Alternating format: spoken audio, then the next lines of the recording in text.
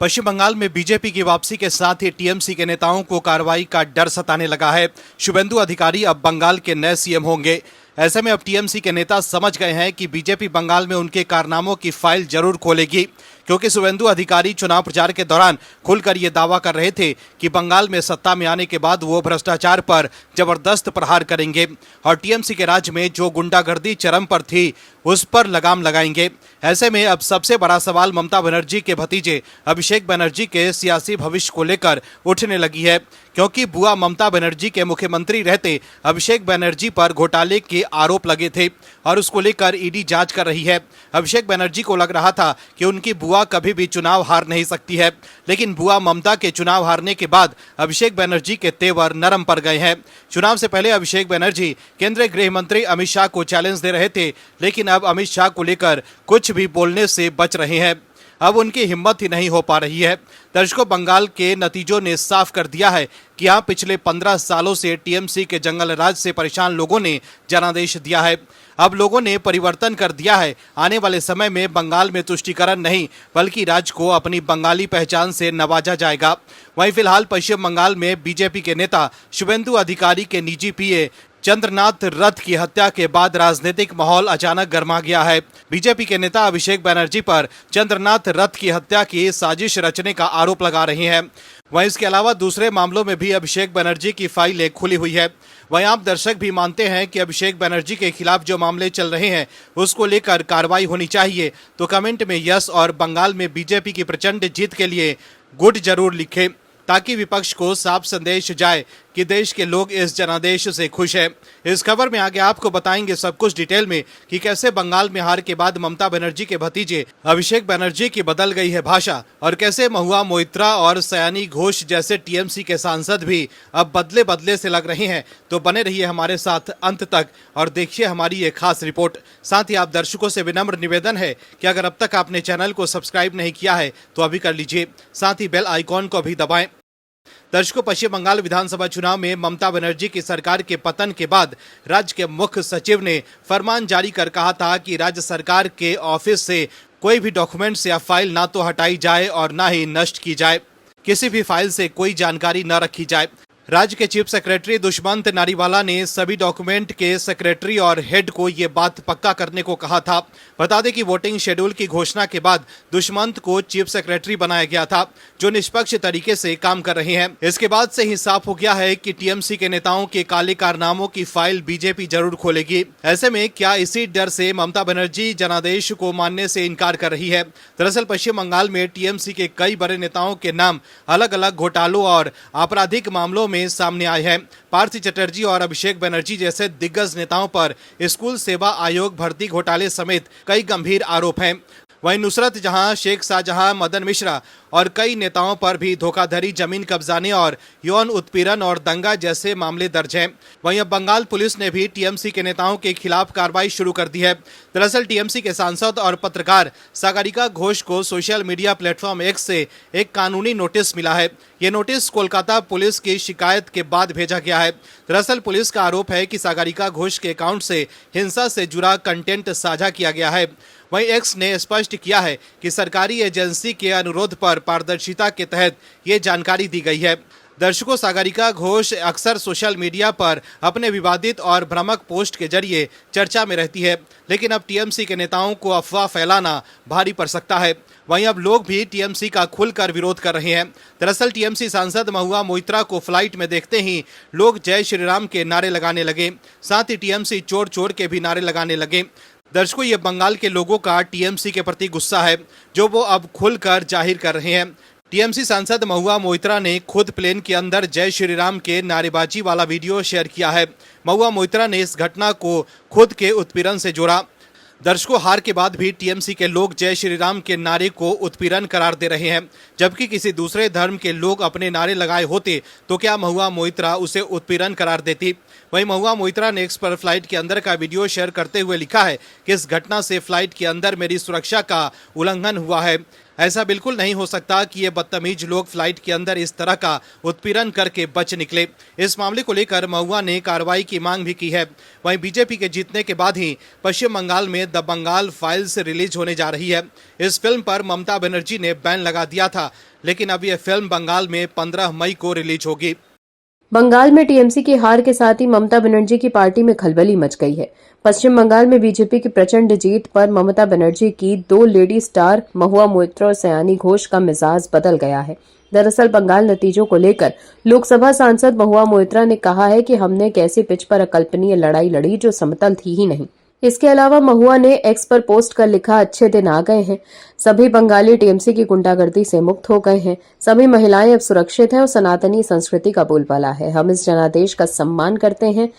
महुआ मोइत्रा ने विपक्ष के समर्थक ध्रुव राठी के पोस्ट को शेयर कर ये बातें लिखी। वहीं महुआ मोइत्रा ने बंगाल में बीजेपी को मिले मैंडेट को स्वीकार करने की बात भी कही है, जबकि ममता बनर्जी और उनके भतीजे अभिषेक ने मैंडेट यानी जनादेश को मानने से साफ इनकार कर दिया।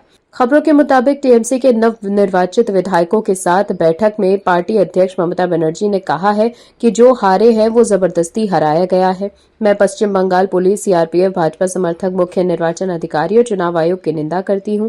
ममता ने कहा, 1500 से ज्यादा पार्टी कार्यालयों पर कब्जा कर लिया गया है, मुझे धक्का मुक्की की गई, मुझे सीने में दर्द हो रहा है, ये चुनाव नहीं बल्कि ये एक अत्याचार था। ममता बनर्जी ने यह भी कहा कि हम रविंद्र जयंती से शुरुआत करेंगे, बेईमानदा अदालत जाएंगे, हम हार सकते हैं लेकिन लड़ेंगे। मैंने उन्हें नैतिक रूप से हरा दिया और अब अगर जरूरत पड़ने पर हम अंतर्राष्ट्रीय अदालत जाएंगे तो भी मैं पीछे नहीं हटूंगी, मैं इस्तीफा नहीं दूंगी, वो मुझे बर्खास्त कर देंगे। मैं चाहती हूं कि ये काला दिन हो, हमें मजबूत रहना होगा। इसके अलावा ममता ने यह भी कहा कि जिन्होंने विश्वासघात किया है उन्हें पार्टी से निकाल दिया जाएगा। खबरों के मुताबिक ममता बनर्जी के आवास पर विपक्ष के नेता का चयन करने के लिए बुलाई गई महत्वपूर्ण बैठक में टीएमसी के लगभग 10 विधायक अनुपस्थित रहे। जिस तरह से पार्टी के 10 विधायक बैठक से गायब रहे, उसके बाद टीएमसी में टूट को लेकर भी चर्चाएं तेज हैं। वहीं बैठक में ममता बनर्जी ने भी कहा कि जिन्होंने विश्वासघात किया है उन्हें पार्टी से निकाल दिया जाएगा। मतलब ममता बनर्जी को शक है कि पार्टी के कुछ लोग अब पाला बदलने की तैयारी कर रहे हैं। वहीं इससे पहले महुआ मोइत्रा ने एक्स पर लिखा था कि जनता की इच्छा ही सर्वोपरि है, अगर बंगाल बीजेपी चाहता था तो उसे बीजेपी मिल गई, हम इसका सम्मान करते हैं। वहीं दूसरी तरफ बंगाल चुनाव में अपने गानों और अनोखी भाषा शैली से चर्चा रहने वाली टीएमसी सांसद सयानी घोष ने एक्स पर लिखा कि मैं पूरी विनम्रता के साथ बंगाल की जनता के उस जनादेश को स्वीकार करती हूं जो भारतीय जनता पार्टी के पक्ष में आया है। मैं बंगाल की मां, माटी और मानुष का धन्यवाद करती हूं जो हर सुख दुख में हमारे साथ खड़े रहे। जाधवपुर लोकसभा क्षेत्र के लोगों की सेवा करने के लिए एक निर्वाचित प्रतिनिधि के तौर पर पूरी तरह समर्पित रहते हुए बिना किसी डर के और सिर ऊंचा करके मैं अपने नेता ममता बनर्जी के प्रति पूरी तरह प्रतिबद्ध हूं और लोकतंत्र तथा इस महान राष्ट्र की एकता की रक्षा के लिए मैं उनके साथ कंधे से कंधा मिलाकर खड़ी रहूंगी। इसके अलावा सयानी घोष ने चुनाव में धांधली का आरोप जरूर लगाया, लेकिन वो खुद जनादेश को स्वीकार करने की बात कर रही हैं। लेकिन ममता बनर्जी और उनके भतीजे अभिषेक बनर्जी ने जनादेश को भी मानने से इनकार कर दिया। यहां तक कि ममता बनर्जी इस्तीफा देने से भी मना कर रही हैं। लेकिन उनके दो सांसद महुआ मोइत्रा और सयानी घोष ममता बनर्जी के जनादेश न मानने के स्टैंड में अलग नजर आ रही हैं।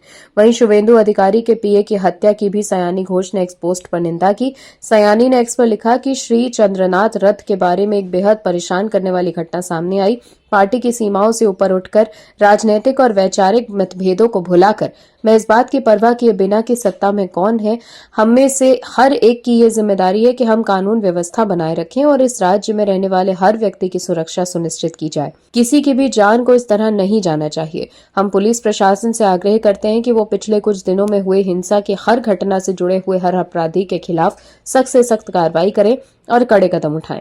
वहीं सुप्रीम कोर्ट के पूर्व जस्टिस मार्कंडे काटजू ने दावा किया कि अगर आने वाले दिनों में महुआ मोइत्रा, सागरिका घोष, सयानी घोष और कुणाल घोष जैसे टीएमसी नेता बीजेपी में शामिल हो जाते हैं तो कोई हैरानी नहीं होगी। हालांकि बाद में उन्होंने अपनी पोस्ट को डिलीट भी कर दिया। वहीं भारत के पूर्व क्रिकेटर और टीएमसी के विधायक और ममता सरकार में खेल मंत्री रहे मनोज तिवारी ने कहा है कि उन्हें हावड़ा की शिवपुर सीट से टिकट इसलिए नहीं दिया गया क्योंकि उन्होंने 5 करोड़ रुपए देने से मना कर दिया था। ऐसे में आप दर्शक समझ ही सकते हैं कि कैसे अब पार्टी के नेता ही ममता की चिंता बढ़ा रहे हैं।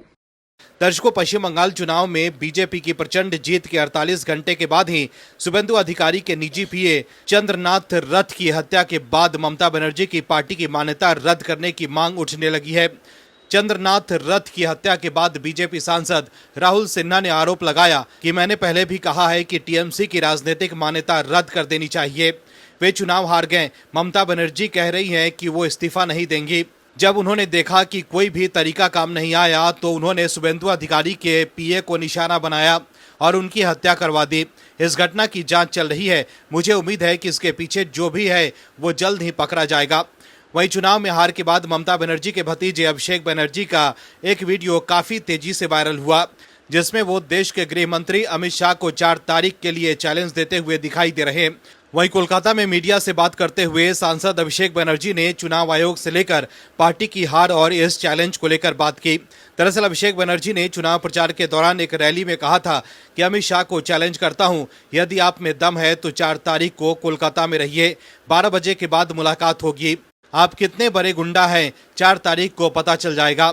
खेला तुम लोगों ने शुरू किया है, शेष टीएमसी करेगी। वहीं जब हार के बाद मीडिया ने अभिषेक बनर्जी से पूछा कि आपने अमित शाह को चैलेंज किया था, उस पर क्या कहेंगे, वो बीजेपी का पर्यवेक्षक बनकर आ रहे हैं।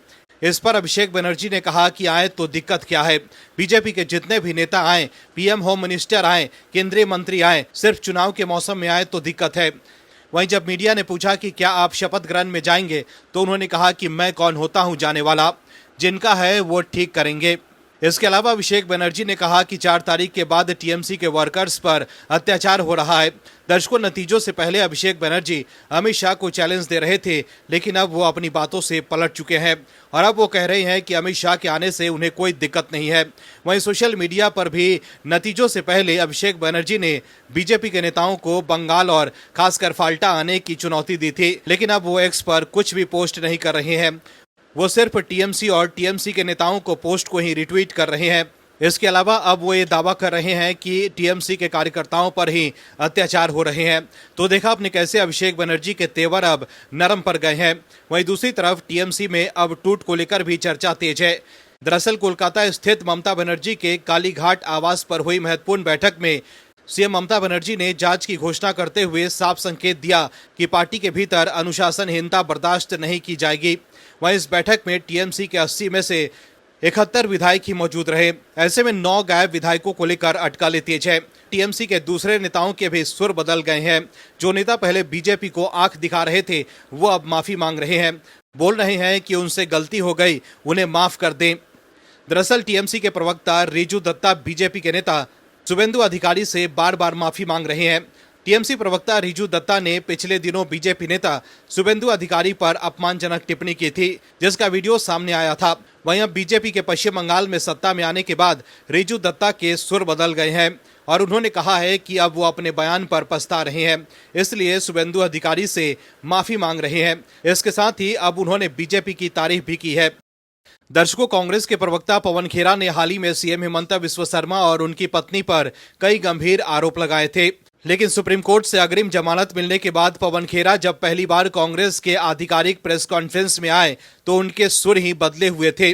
बिना नाम लिए पवन खेरा ने असम के सीएम हेमंत बिस्वा शर्मा को अपना दोस्त बताने की कोशिश की, जबकि चुनाव से पहले सीएम शर्मा और उनकी पत्नी को पवन खेरा ने बंटी और बबली कहकर संबोधित किया था। लेकिन अब कार्रवाई के बाद पवन खेरा सीएम शर्मा को अपना दोस्त कहकर संबोधित कर रहे हैं। वहीं एक न्यूज चैनल से बातचीत के दौरान पवन खेरा को सुप्रीम कोर्ट से मिले जमानत पर सीएम शर्मा ने कहा कि जमानत मिलना और केस खत्म होना 2 अलग बातें हैं। सीएम शर्मा के मुताबिक पवन खेरा को नोटिस भेजा जाएगा और उन्हें असम के थाने में आकर जवाब देना होगा कि वे फर्जी दस्तावेज कहां से मिले, जिसके जरिए उन्होंने उनकी पत्नी रिंकी भुइयां शर्मा पर 3 देशों के पासपोर्ट रखने और विदेशों में संपत्ति खरीदने के आरोप लगाए थे।